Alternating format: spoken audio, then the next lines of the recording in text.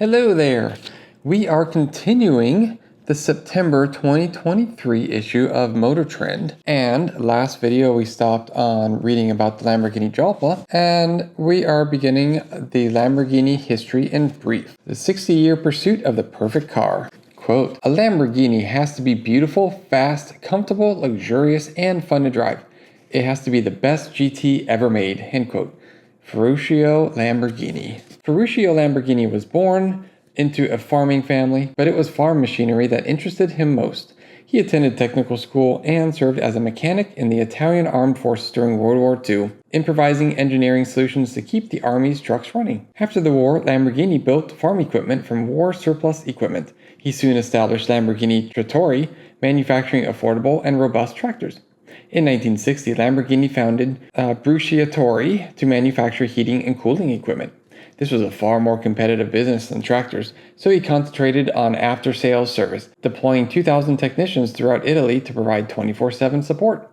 Lamborghini had been tuning Fiat since the end of the war, and he now had the wealth to purchase high-end cars from Alfa Romeo, Jaguar, Lancia, Maserati, Mercedes, and Ferrari. These cars, and as legend has it, a taunt from Enzo Ferrari, prompted his entry into the car business. Quote, "I have bought some of the most famous Gran Turismo cars, and in each of these magnificent machines I have found some faults. Too hot, or uncomfortable, or not sufficiently fast, or not perfectly finished.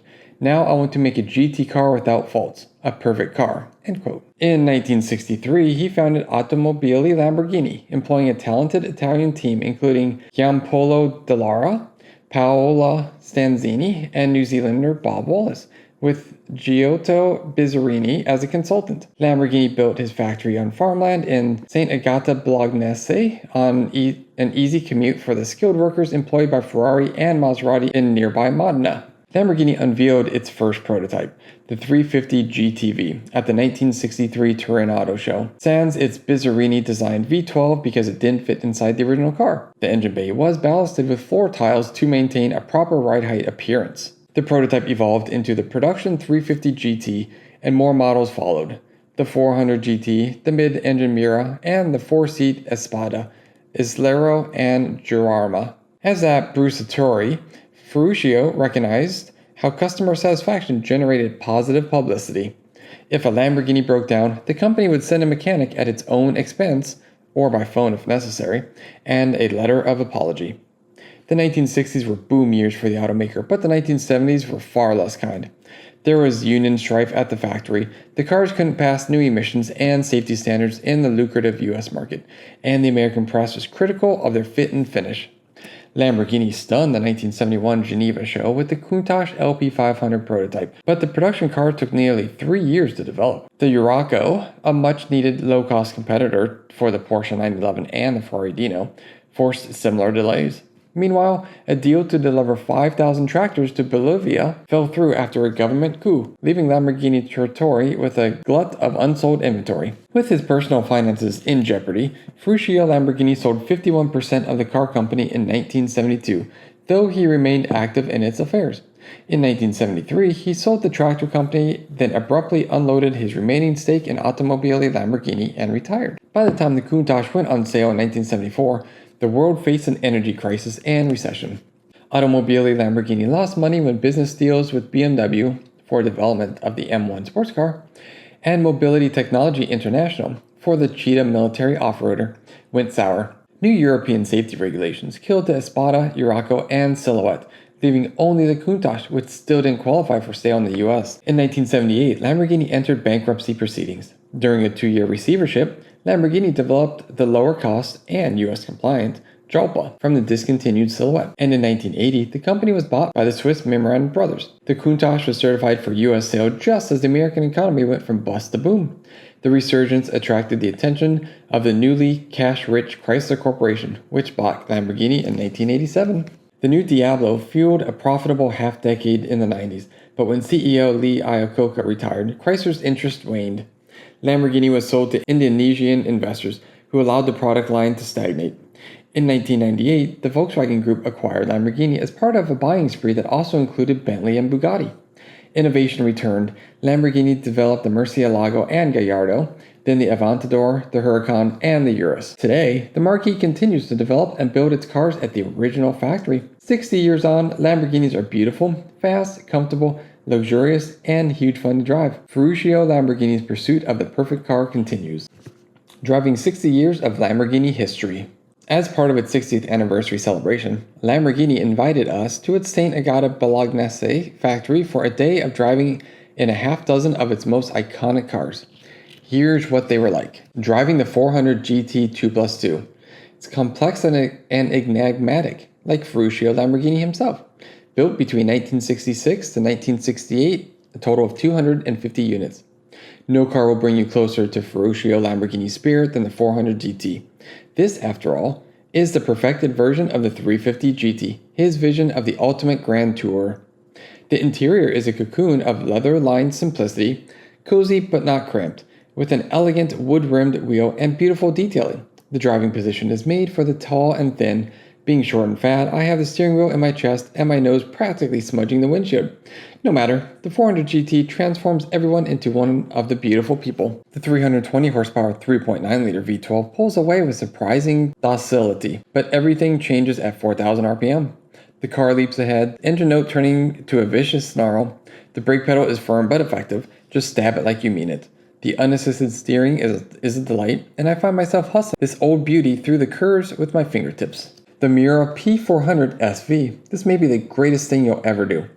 Built between 1971 to 1973, 150 units. The Miura SV is not so much a car as a weapon of speed. Fast, hot, and loud. A machine meant not to tour the countryside, but to conquer it.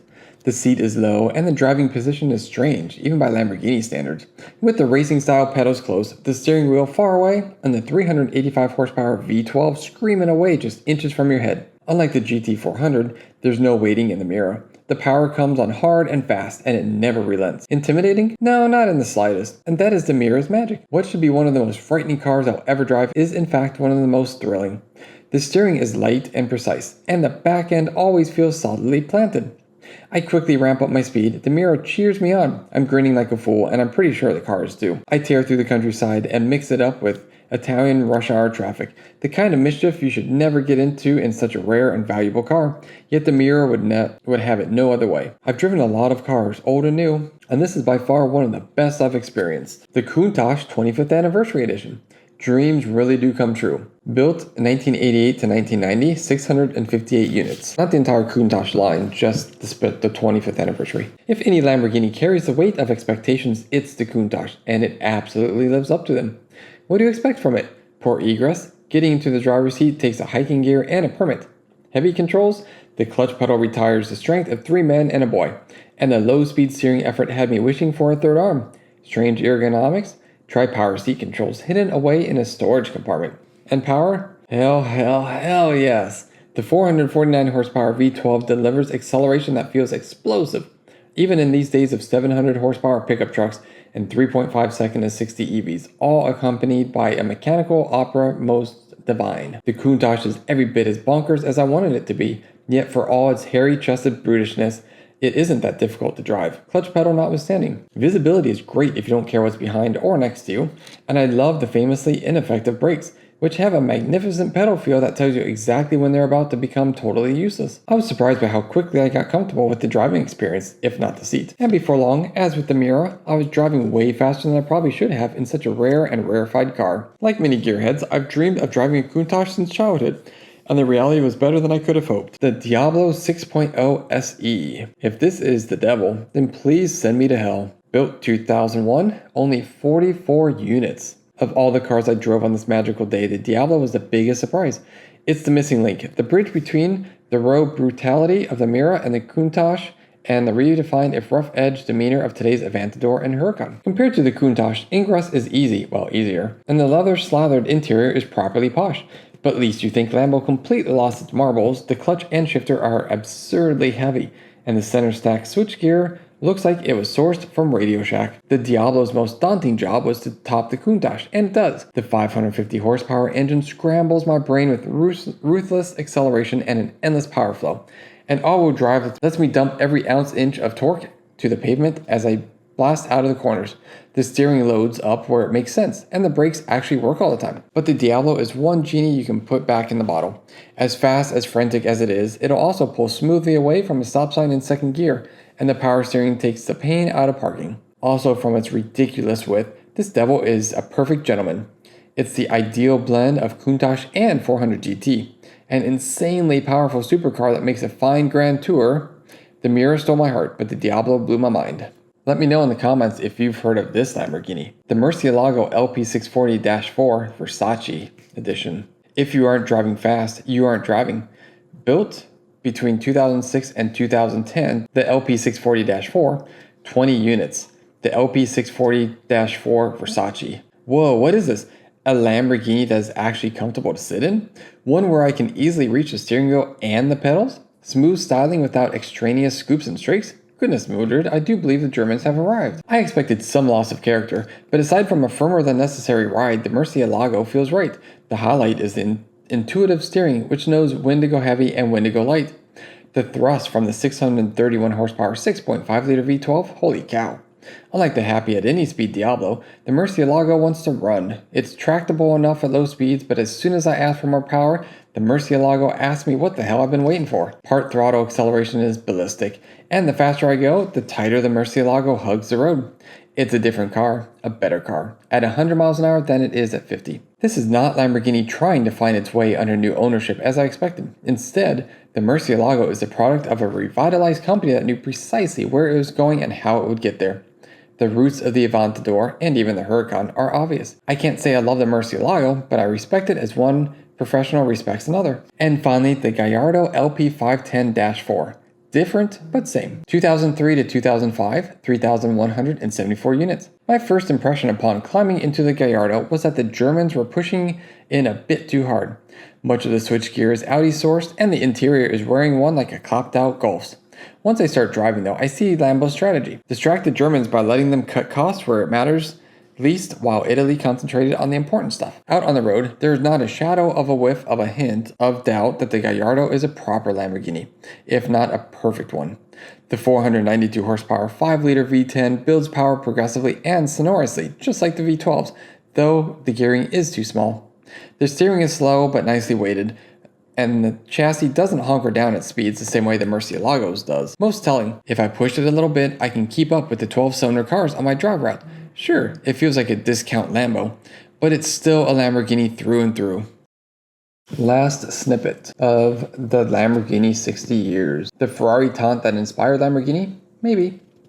The legend differs widely in the telling, and it usually goes like this. Ferruccio Lamborghini had problems with the clutches in his Ferraris. After driving repeatedly to Maranello to have them replaced, he demanded to see Enzo Ferrari.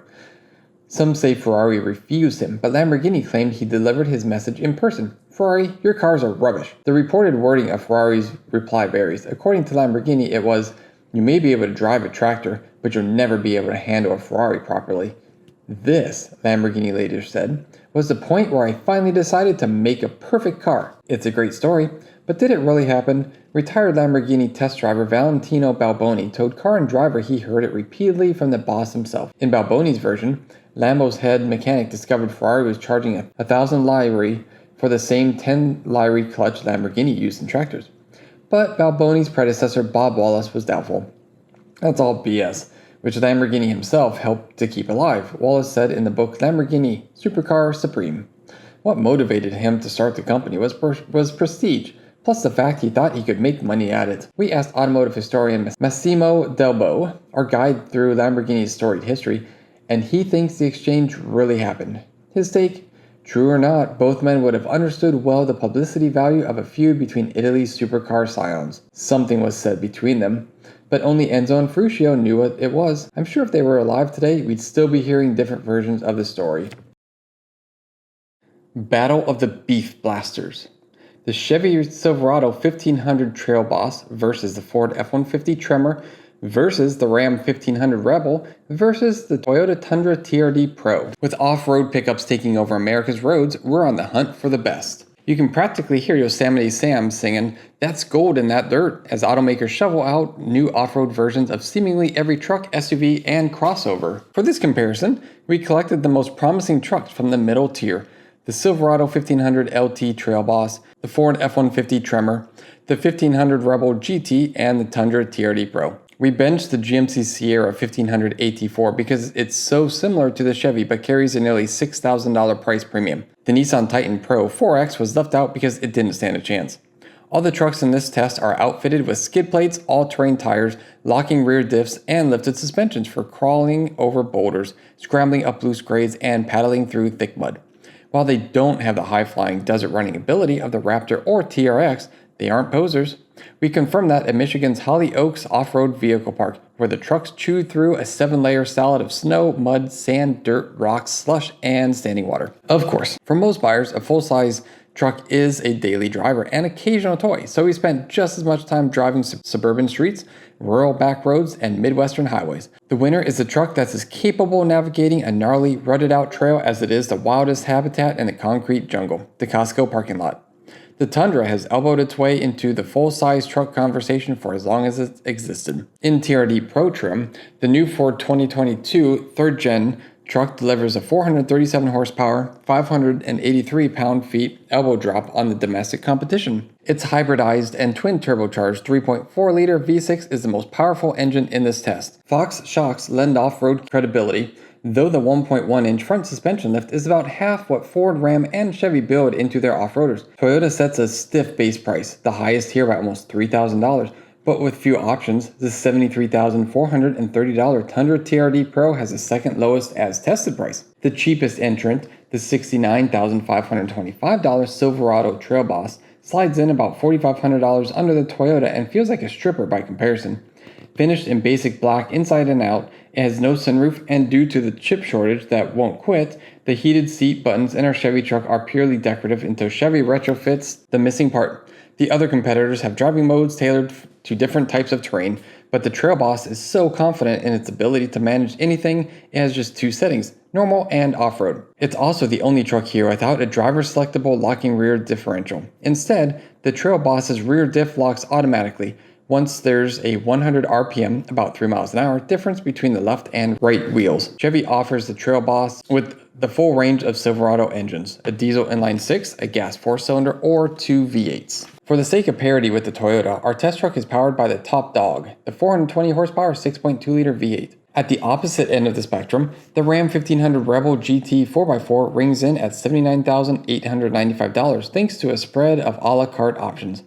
You can buy a Rebel for as little as $55,285 if you don't mind a 305 horsepower rear-wheel drive off-roader.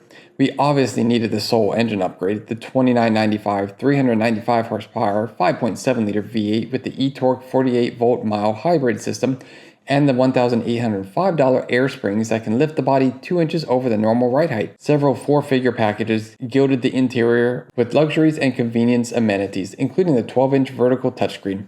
But it was the $220 rear wheel house liners that really caught our attention.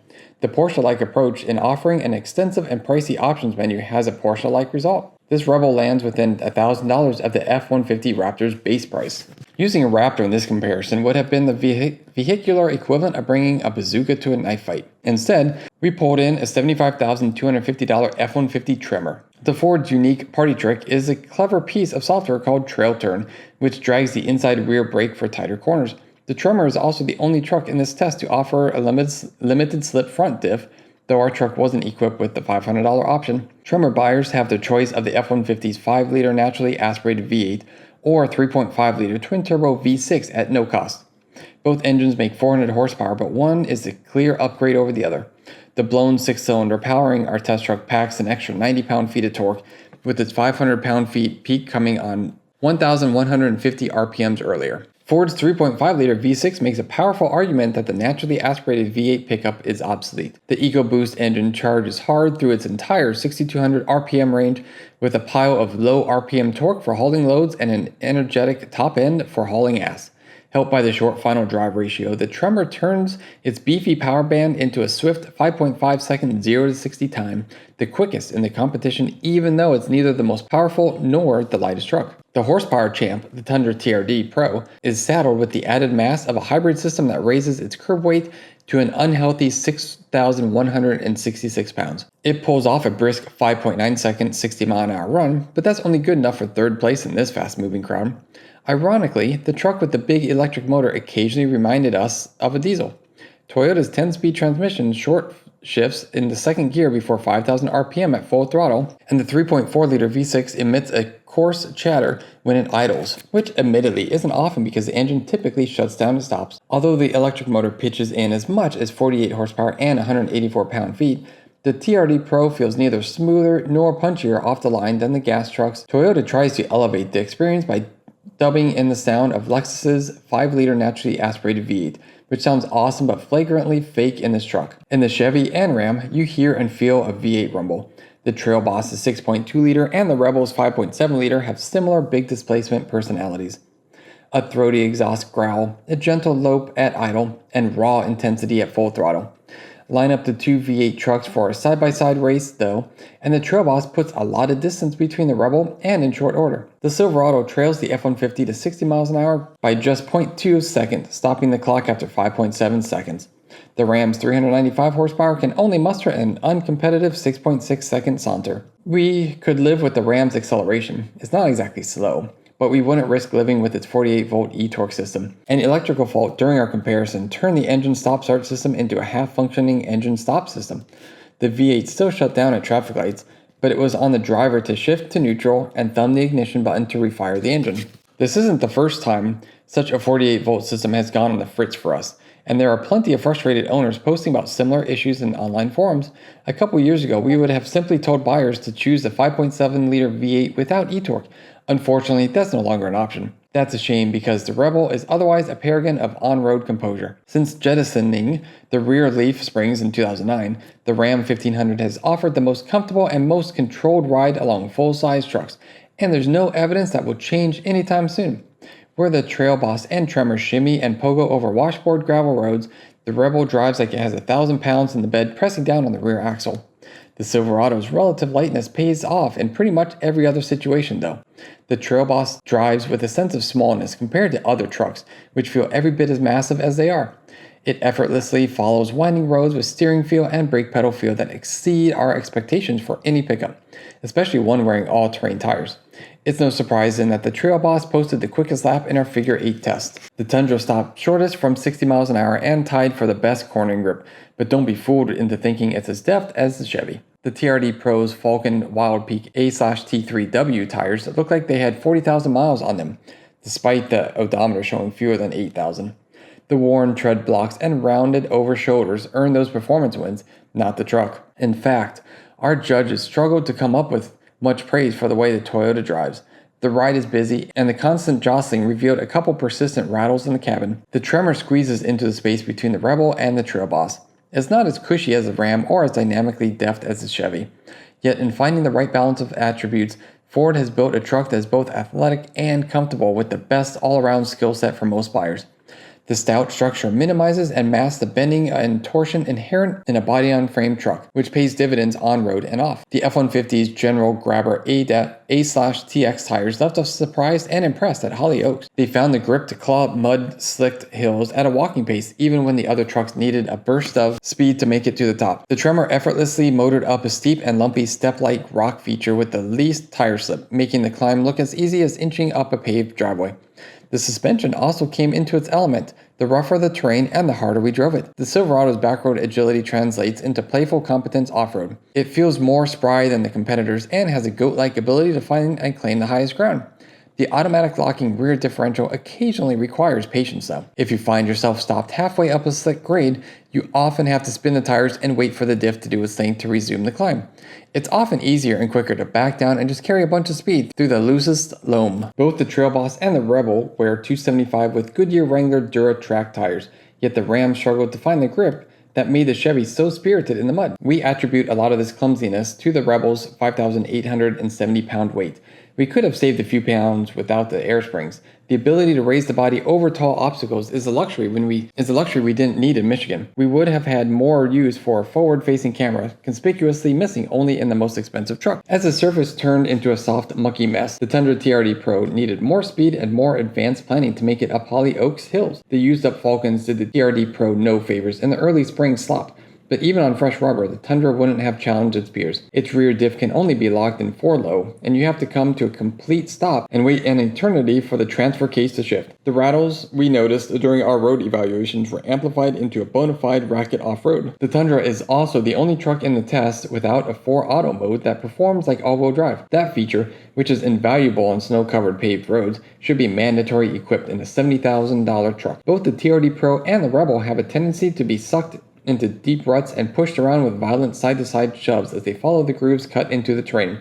The Tremor and Trail Boss, on the other hand, do a better job following the driver's chosen path and isolating passengers from those lateral movements. We suspect that's a side effect of the 5-link rear suspension used by the Ram and Toyota. This design should offer better body control on the road, but Ford and Chevy's leaf springs that double as locating links likely allow the axle to jockey side to side in the dirt while transferring less motion to the driver. It's weird to think that as a benefit, but in the world of off-roading, compliance is often an asset. The Silverado's new interior, introduced with 2022 refresh, marked a major upgrade over the prior year's antiquated design. But lined up next to the competition, the Trail Boss's cabin still leaves room for improvement. Once you look beyond the crisp, intuitive 13.4-inch touchscreen and 12.3-inch instrument cluster, the design feels basic. No one does faux wood trim like Chevy, and for good reason. It looks cheap, cheesy, and out of date. The materials used in the F-150 Tremor aren't necessarily more expensive. Ford just does a better job using design to keep things interesting. Mottled trim on either side of the touchscreen and orange accents throughout the cabin break up big sections of what would otherwise be a monotonous and anonymous interior. The sculpted steering wheel fits in your hand more naturally, and the F-150 seats are far more supportive and comfortable than the Silverados. The Ford also offers the best outward visibility of the group. Ram uses some genuinely nice materials and fits them together with tight precision. Like the Trail Boss, the Rebel would benefit from a rethink of the design and trim to modernize the interior. We're also not convinced that the expensive vertical infotainment screen is truly an upgrade. The graphics look old, and the bigger screen replaces the large climate control knobs with 2 rows of small buttons, which are far less intuitive. The Toyota's plastically cockpit looks and feels sort of toy-like, but there's something to be said for an interior with childlike simplicity. Large buttons, both physical and on screen, and toggles make the TRD Pro's secondary controls easy to find and use. It strikes us as weird, though, that the people who designed the digital instrument cluster apparently never talked to the folks responsible for the infotainment system. The 2 screens are so wildly different that they look out of place just existing in the same decade, not to mention the same vehicle. In reality, though, none of our interior quips and qualms about any of these trucks would stop us from buying the one we otherwise had our heart set on. After flogging these 4 over roads and rugged terrain for 3 days, we came to a consensus in less than 5 minutes. The finishing order was that obvious. The Toyota Tundra TRD Pro lands in 4th place based on its unbecoming powertrain, confused ride, obsolete transfer case, and pretty much everything else. There's not a single area where it excels and several where it lags far behind the industry benchmark, which is bizarre considering it was redesigned just last year. Somehow, Toyota ended up with a new truck that drives like it's a generation behind the Ram, Chevy, and the Ford. The Ram 1500 Rebel takes 3rd, which is a big drop from our last full-size truck comparison in 2021, where a Ram 1500 Laramie won over road-oriented mid-level versions of the F-150 and Silverado. That last Ram, though, wasn't equipped with the finicky e-torque system, and we didn't do any off-roading for that test. To claw back a victory, Ram needs a new engine pronto. A 500 horsepower twin-turbo inline-6 might do the trick, and a crash diet. Cutting 400 pounds of fat would go a long way towards improving the Ram's fuel economy, acceleration, and agility, both on and off-road. The 2nd place Chevy Silverado 1500 LT Trail Boss isn't standing on the podium's top step, but it still gets our full endorsement. You're gonna love this driving dynamics champ. It doesn't feel as upscale as the others, but it seems like a fair trade given the discounted price. Still, we like to think Chevy designers are capable of improving the cabin styling and seat comfort without eroding the value proposition. That leaves us the Ford F-150 Tremor as our winner. The F-150 matched the Silverado move for move on the off-road park's faster terrain and was more sure-footed on the slower rock scrambles. It's not quite as sharp as the Silverado on sweeping back roads, but buyers are more likely to appreciate the Ford's interior, seats, and visibility on their day-to-day experiences. And the powerhouse engine seals the victory. The Tremor is the complete package, moving effortlessly between pavement and rugged terrain. Whether you're headed for the trail trails or into the city, the F-150 Tremor is the best truck in this test for the task. And rounding out the rankings again, 4th place, the Toyota Tundra TRD Pro.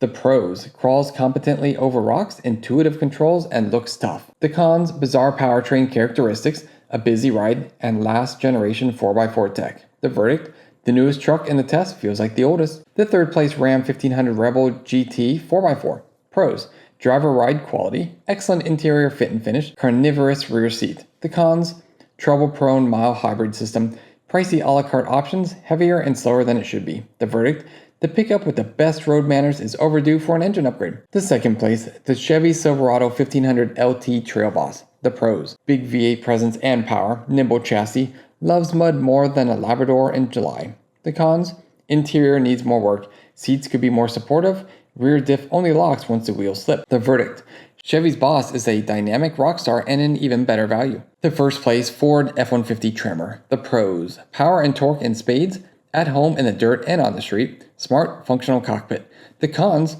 overboosted steering, rear end moves around on choppy gravel roads. Hope you like orange.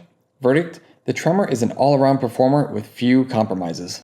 Updates on our long-term fleet. The arrival of the 2023 Ford Maverick Hybrid LT. Quote, "We bought a Maverick and will spend the next year trying to prove it's a real truck." End quote. Eric Johnson.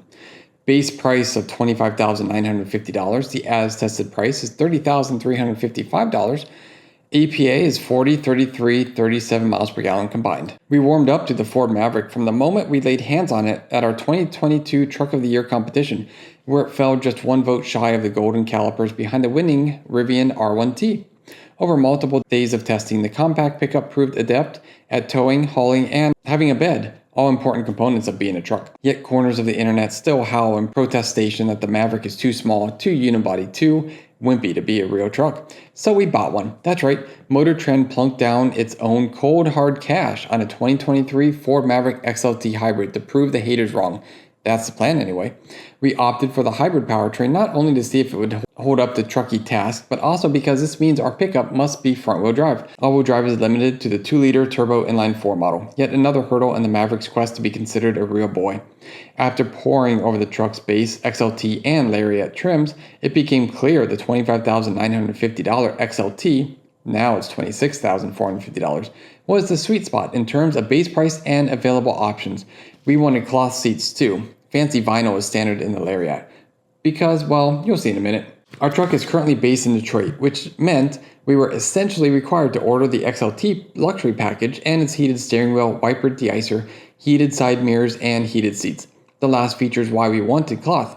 It heats up extra fast and doesn't feel super cold in the winter like leather and vinyl do. But the $1,730 luxury pack is a sensible, reasonably priced choice no matter where you live, as it also brings an 8-way power driver's seat, a trailer hitch with 4-pin connector, an onboard inverter with 120-volt outlets in the bed and cabin, rear USB-A and C ports, joining the ones up front, LED bed lights, and leather wrapping for the steering wheel. If we stopped there, we'd have pretty much everything we'd want from the Lariat for thousands less. Of course, we added a few more items: a roll-up hard tonneau cover, rubber floor mats with a spare set of carpeted ones, a spray-in bed liner, a manual sliding rear window, and Copilot 360. All in, our truck's MSRP just broke the $30,000 mark at $30,355, $32,647.54, including various dealer fees and registration. Not bad at all. The only things we miss: a wireless phone charging pad, restricted to a $2,610 package on the pricier Lariat, satellite radio, and an auto-dimming rear-view mirror, which isn't available on any Maverick.